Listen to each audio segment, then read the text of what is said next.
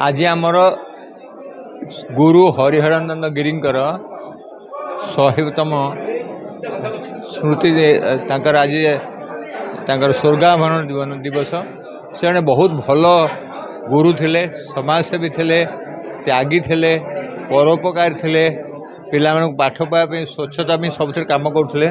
आज 100 वर्ष तो तिरोधान पर लोके परिवार आम पुरीर जनता मन पकाती आउर स्मृति नाना प्रकार लोक सम्मानित करा जाए।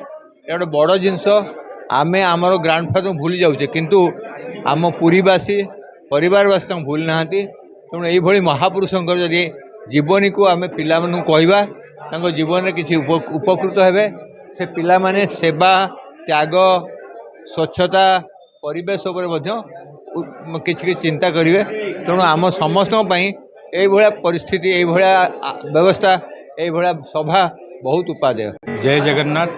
आज पवित्र दिवस प्रभु कृपारू 101तम माने बड़े हरिहर बाबांकर आज माने श्रुति दिवस पालन करा जाउछि।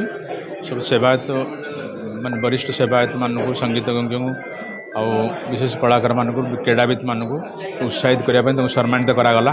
आज आ विशेष संगीत कार्यक्रम अच्छी, सितार कार्यक्रम अच्छी, आ ग्रुप म्यूजिक भी अच्छी। समस्त प्रकार प्रोग्राम चली महाप्रसाद सेवन होची।